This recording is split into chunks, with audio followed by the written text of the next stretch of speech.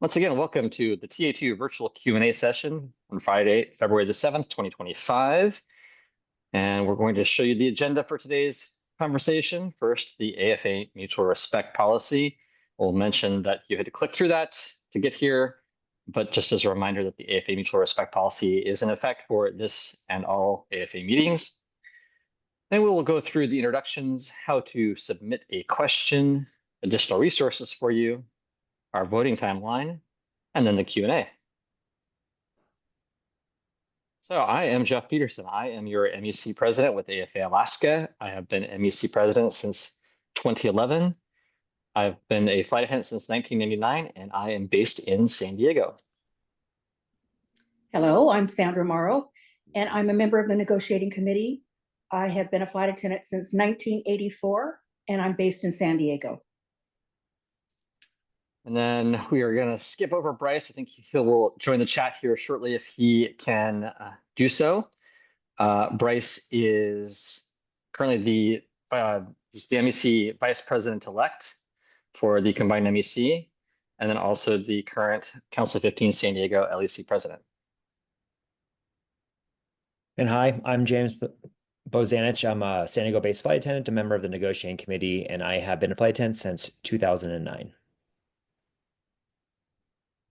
I am Kiara Jenkins. I have been a flight attendant since 2011. I'm currently Seattle-based, and I am also a member on the negotiating committee. And then our senior staff negotiator, Paula Mastrangelo, can't join us today. She is meeting with the Hawaiian group to negotiate hopefully close out their negotiations for a contract so that we are all set up for the joint collective bargaining agreement negotiations that start in March. She has been a staff negotiator for AFA off and on, a negotiator since the 80s, and then she has been with AFA twice now. She was actually with us during our negotiations back in the 90s, and then has since rejoined us after coming back to AFA. And then rounding out our negotiation support team, I will have Justin and Samantha and Brian introduce themselves and what they are doing for us today. Hi there, I am Justin Weatherall, the Negotiation Strategic Communications Representative.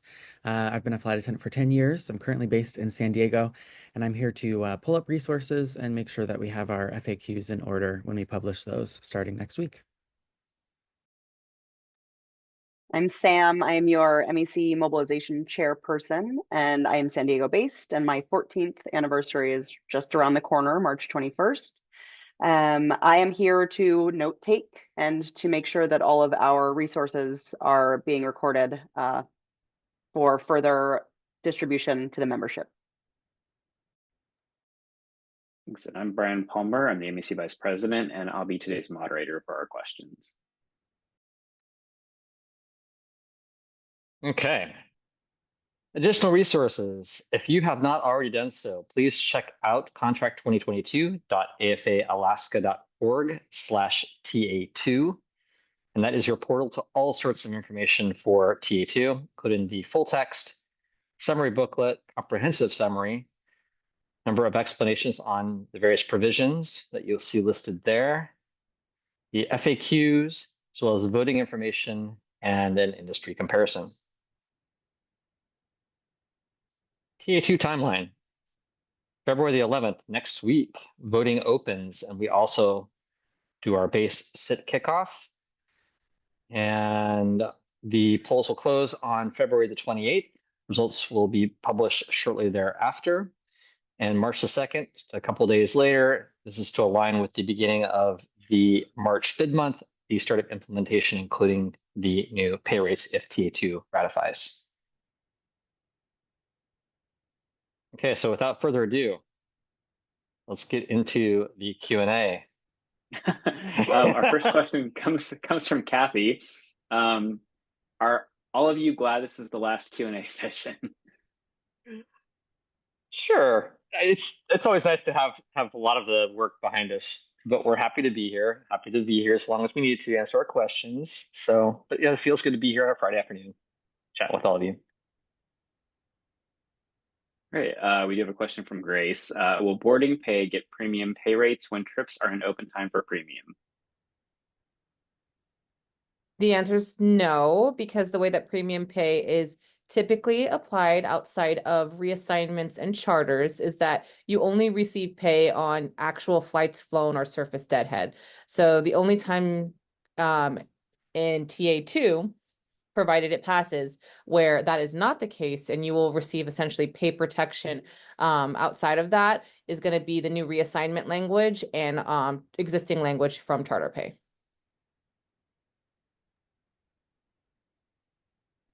Right, a question from Sislin. The mobilization video about sick banks says that flight attendants can strategically use banks. Can we get an example of what strategically means as far as examples of those benefits?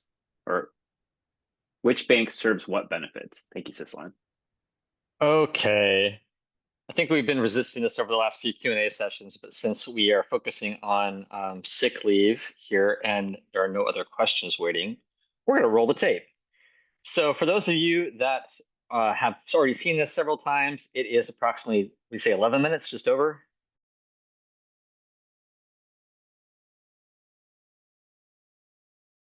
Okay, just shout out to the communications team for putting that together, and especially to Sam. She makes it look effortless, but let's just say that video is a labor of love, and there's a lot of hours that went behind it. So it looks fantastic. Thank you.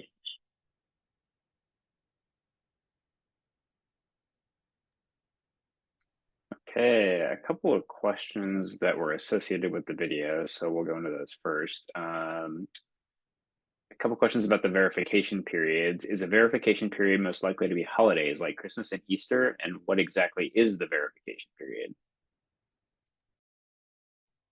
It could really be any time. It probably will be certain holidays that seem to pop up again and again. So if we had to, or maybe not holidays, I'll call them because it's not necessarily holidays, but Mother's Day seems to be an issue year on year or around Mother's Day. Seafair weekend, at least in Seattle, tends to be an issue year on year, and potentially Christmas. So if I had to guess, those are probably my main contenders. And as far as what would constitute it, that management would have to give us the advance notice as required, and then it would be a 10-day period after that notice period has expired. A couple other follow-up questions regarding those verification periods. To whom will verification be sent? Performance in-flight management? And are there any details in place regarding how the company is required to notify flight attendants when the verification periods are, such as will they send a company-wide email or post a bulletin? Going to refer this to Kiara because I think that she's had recent conversations with management about this. Yes. So just for everybody's reference, the sick leave will not be rolling out on March 2nd. Sick leave and the associated banks will begin once they have the programming for sick leave. The way that we designed 8Q contactability, 32 attendance policy, and I believe this sick leave is in 16, is that all of those will roll out together because there are attendance implications with these programs. And so what we wanted was to make sure that flight attendants can visibly see and track their sick leave and not rely on making phone calls to payroll or leave analysts to get information on what their banks look like. So when that happens, which the company thinks, or at least they're trying to roll that out in June, that's when this state sick leave will begin. So by that time, we'll have ironed out the entire process of the sick leave verification period. There is a requirement in the language. I don't want to misspeak. I don't know if Justin can pull it up, but there is a minimum day notice that that management has to give flight attendants leading into creating a verification period. James, you have it? Yeah. 2 days. So 2 days prior to the start of the verification period, they will have to let flight attendants know that the verification period is going to be beginning either 2 days or greater than 2 days after that. So there will be some sort of notice. It won't be like, oh, just surprise, we picked today is going to be the day that we have verification, or 2 weeks have passed and they're like, okay, well, we want the verification period to be from 2 weeks ago. That's not how it's structured. So the flight attendants will receive notice. And then as far as the reimbursement and the processing, we do believe it will be through your in-flight base. And so we are making sure that all of the forms are in order to make sure that that process is as easy as possible for flight attendants. And then there was a reminder from the panel to note that the costs associated with the verification are covered by the company. So any out-of-pocket costs over and above whatever's billed to your insurance has to be covered by the company as well. So if they are using these verification periods, it will be rather expensive. So we think that they will use them sparingly and strategically. Just to follow up on that, I don't know if we got the answer. Did we get specifically how flight attendants will be notified? Will it be an email? Will it be a bulletin? Do we have that information yet? No, we have not agreed to that information yet, but we will advocate that it be posted on Team AAG, the in-flight webpage, and issued in a bulletin, which is usually the 3 methods that flight attendants receive that. And I am assuming management would also, from their side, want to send out an email as well. All right, questions rolling in about the sick leave video. So our next one is going to be from Paula. If a flight attendant uses their state bank during a verification period or an absence longer than 3 days, management may require verification. If they don't actually request that verification and a flight attendant does seek medical attention, will management also pay for that visit? Or is that only if management requests verification? Only if management requests verification would they cover the difference between your insurance cost, or ability insurance, and your out-of-pocket cost. But remember, it's not like it will happen without any notice. There's the 2 days, so you would know prior to going to see your medical provider whether the verification was required or not. And also, just since we're talking about verification, these are questions that have come up before in the past. People have asked, can I use telehealth in order to, satisfy this doctor's visit? And that you can, that's correct, because telehealth is actually a program that's provided by the company. So there was a lot of concern about, I'm sick and I actually can't go to the doctor. So I want everyone to rest assured that telehealth is actually an option during the verification period.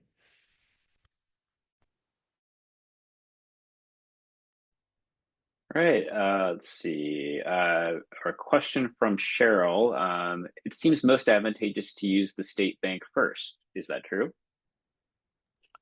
Not always. No. Anyone?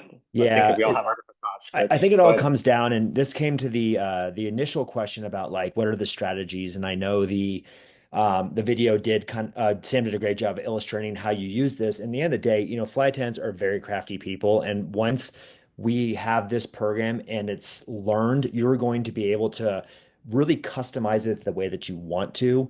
So again, if you are somebody who doesn't call in sick that often, and you have a lot of points, if you don't use a state sick leave, you can either use your point reduction form, or you can use bank points or record improvement, things like that. And then all that overage that you have in your state sick leave, you can actually choose to pay yourself out at the end of the year. So if it really depends on your situation and your sick leave usage and whatever, personal situations that you have with like family and whatnot. So it's not going to be the same answer for everybody, but the nice thing about it is the fact that there are so many ways to like make this work for you, and it's all situational based. So there's way more flexibility in this than there is currently in our system. One good example is, say, sick family. If you're calling in sick family, it's probably more advantageous to use your CBA bank because that comes with no points as long as you have enough sick leave to cover the absence. So there's no reason to bring your state sick leave for that if you can get it covered under the CBA bank without any points. All right, a question from Olivia through Janine. When needing to call out with FMLA protected illnesses, which bank would I use? Also, if there are not enough points or I guess not enough TFP in that particular bank, can you still swap banks? Okay. Did I cover the first part? Who was it again? I'm just trying to find the actual question. It's Janine, Olivia through Janine. There we go. Thank you. Appreciate it. So when you need to call out with only protected illness, which bank to use. Yeah, it's up to you. You have the choice of which bank to use. But if you have protected illness for FMLA already, it's probably more advantageous to use your CBA bank, but you're not forced to use that one. And if you don't have enough in there to cover, then can you swap banks? The answer is yes. Only if in the case where you're draining one, and you don't have enough to cover the full illness, then it will switch to the other one.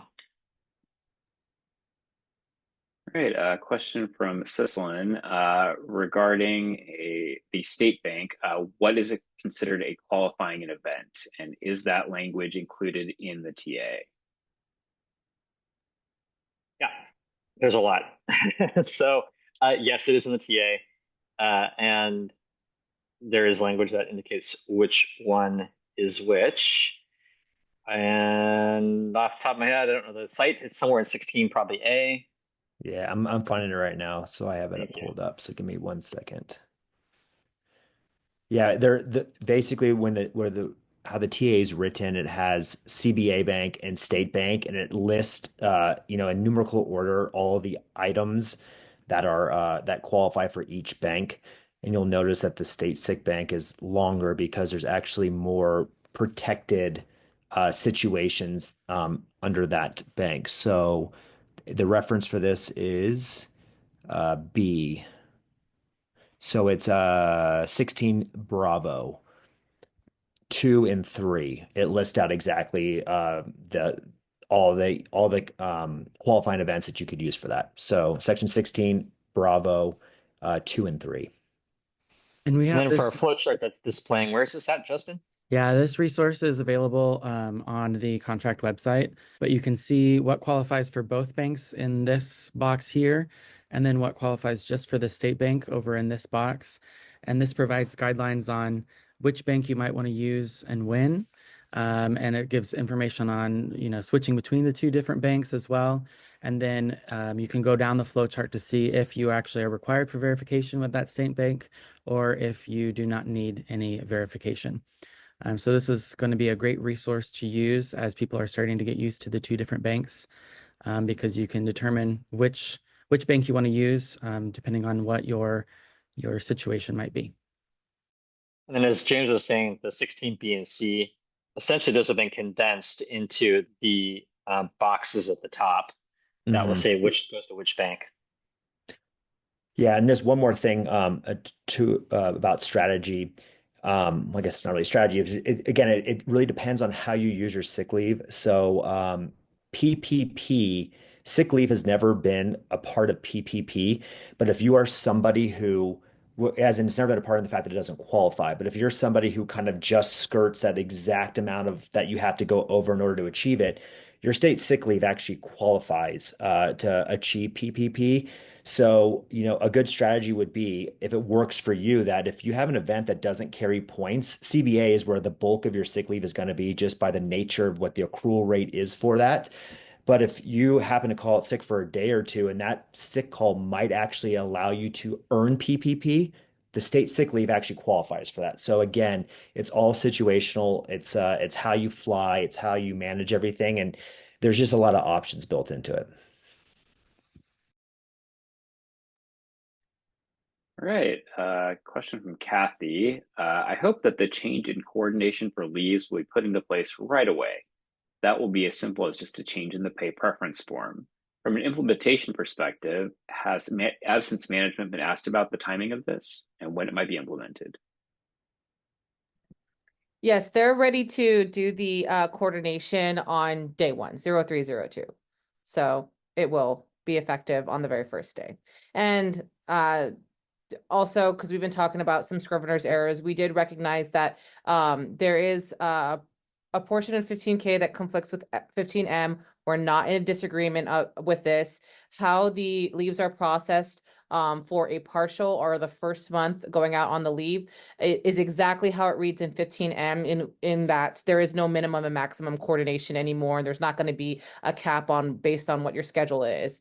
A flight attendant will be able to coordinate with how much ever TFP they would like, starting at the very beginning of their leave. And the leave department is on that. Right. Question from Allison. And before I do that, those of you who asked questions before we rolled the video, I'm trying to get all of the sick leave questions kind of grouped together first before we go back to your questions, but your questions are still there and we haven't forgotten them. So I'll go into Allison's question. Will TFP from the company bank be rolled over to the state bank at the beginning of every year? So we'll always start with 40 TFP. No, that is only for the initial funding, which we think will happen this year. So the initial rollover of the 40 from, or pullover, I guess, really, of the 40 from the CBA bank will happen one time.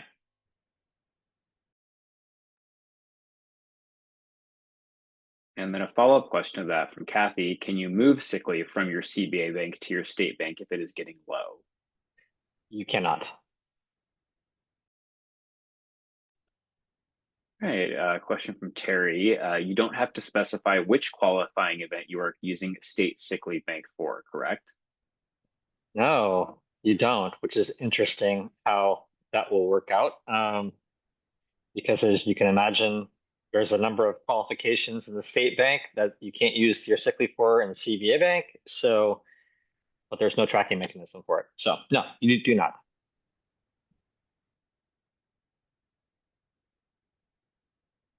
All right, question from Nai-chan.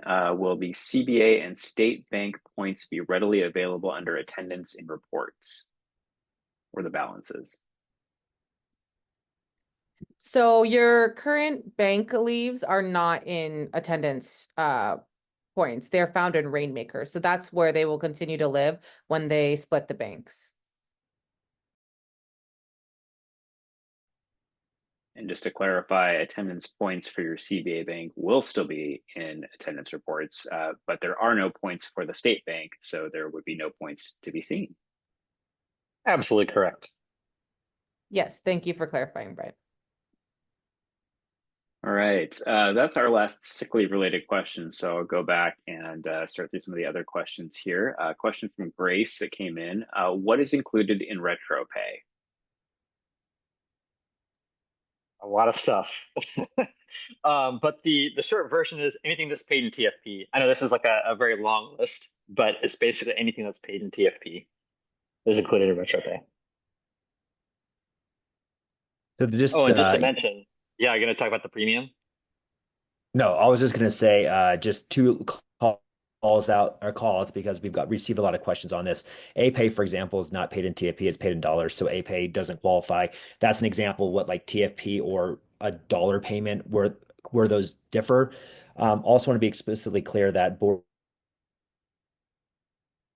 pay was not achieved.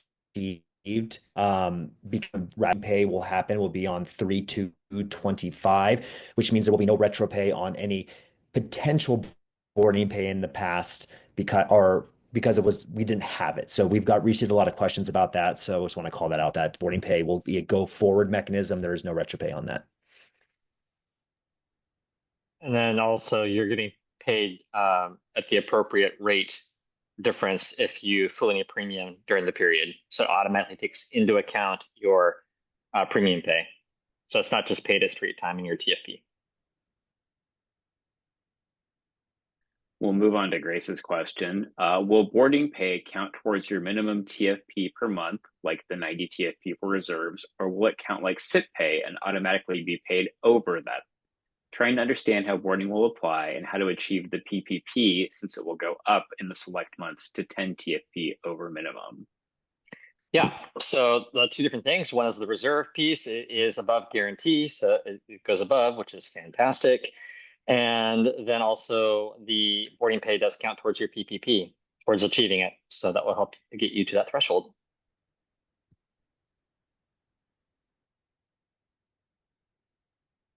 All right, question from Naomi for all of you. So for each of you, what parts of TA2 are you most excited about? Are there any parts of TA2 you really like that other people may have or will overlook or perhaps consider underrated? That is a really thoughtful question. Thank you, Naomi. So I'm going to pass. I'll maybe round out the group, and I will defer this. Maybe go start out with Sandra. Well, I think for me, the things that I'm happy about, very happy about, is the 6 weeks of vacation for people who have been here 25 years or more, and for the at 30 years that you're able to, go ahead and retire and be able to get 100% of your sick bank. I think the thing that we really haven't heard a lot about in the last couple of sessions is the insurance. I think the insurance is absolutely fabulous because it is a lower percentage, and I think that it hasn't really been talked about. James. All right. So obviously, there's a lot of money in this contract, which is the easy thing. So I'm not going to focus on that. I think what I'm most excited about this contract is the fact that this really sets flight attendants up for success in a lot of ways. And it's a very good strategic contract, or would be a very good strategic contract to set us a very solid foundation for JCBA negotiations. For me, I'm 16 years. This is a career for me. And what's really important is actually knowing that this is a company that I'm going to retire at, and all the work and effort that I put into this is actually going to pay out in the end. So I'm excited about the 401k increase because that is money that you can use. Also, retirement benefits for travel. So we were able in this contract to lock in what the actual retirement benefits were for staff travel. So the company has given some indication that they were looking at potentially modifying that to make it a little harder to achieve, to make it more equitable for everyone in the company. But we've been operating under a specific system that had more favorable terms. ALPA and the flight attendants, or the pilots and flight attendants, are the only work group that have the most favorable retirement benefits in terms of flight privileges. And so we were able to actually solidify that into here to keep it maintained through the duration of this contract. So that's something that's not really talked about, but that's a really important thing for those that don't want this ever moving goalpost of where they can actually determine when, like, I've worked and I actually now I just want to enjoy life too. And I've worked for all this stuff. So that's an underrated thing for me. That's extremely important. And I think that I would say that something that was, at least we didn't hear very much feedback about, is the reassignment pay. And I'm about to give an example. I think that the gravity of what this negotiating committee accomplished with reassignment pay, when I say that it is going to be so incredibly expensive for the company to not maintain schedule integrity, to the point where I think that I kind of feel bad for JNC, because as they stop reassigning, people will stop making reassignment pay. And I think there will be a bit of grumbling about that. But when we were tasked entering TA1, that was one of the highest things on the survey, was the reassignments and the rate at which they happen in comparison to, let's say, other carriers, especially unionized ones. So what we did with reassignment pay, I think, is industry changing. I think that a lot of other carriers are going to immediately try to execute at least something similar to what we've accomplished here. And in the next example that I'm ready to preview, you will see exactly how lucrative reassignment pay is.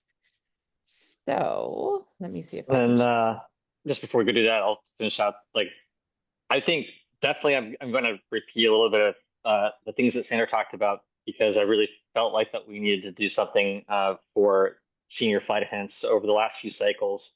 I think that the contracts have been, overall, I think the seniors have been very thoughtful in allowing contracts that have been maybe a little bit more junior heavy. And I feel like that we had an obligation to try to give back to the senior flight attendants, and those provisions that we achieved, I think, helped do that.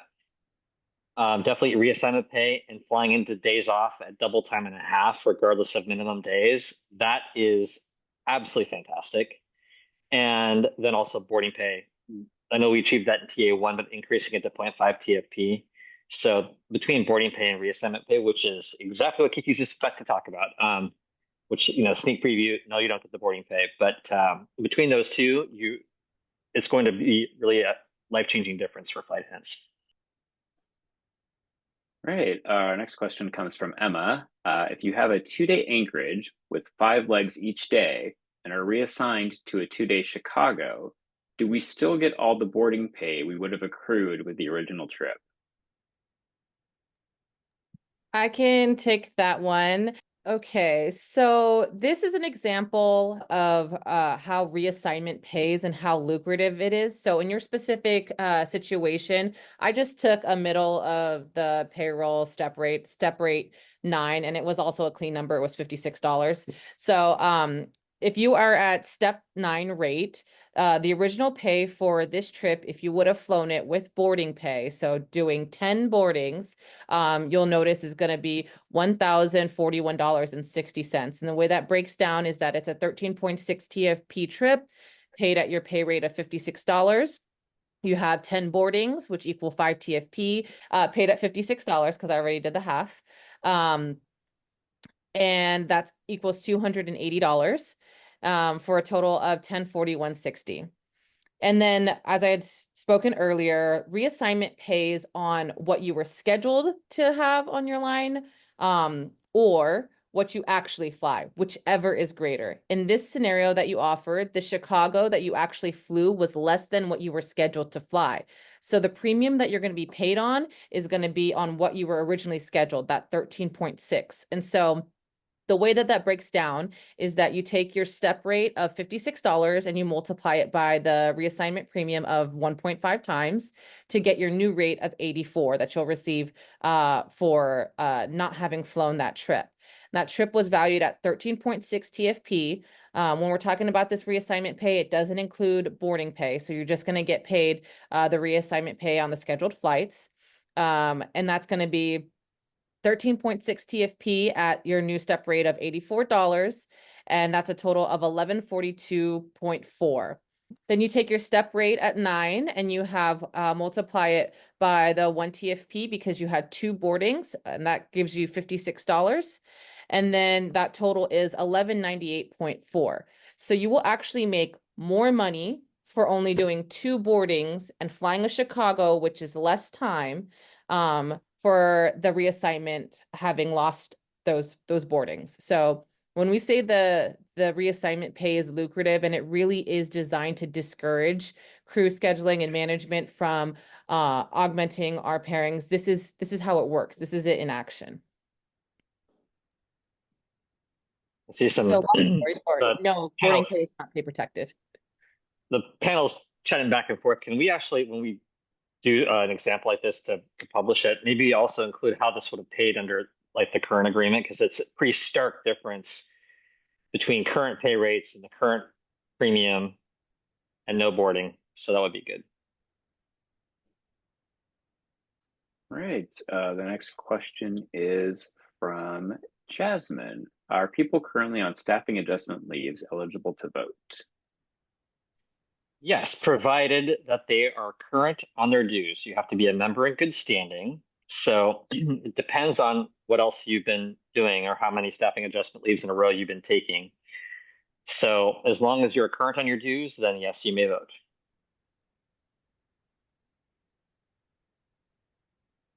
Thank you. And you can find this information on contract2022.afalaska.org/TA2/voting, and it breaks it down for you with all the information that you need.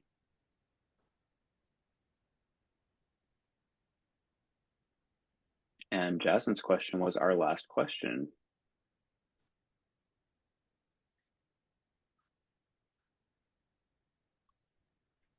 Give it just a second longer.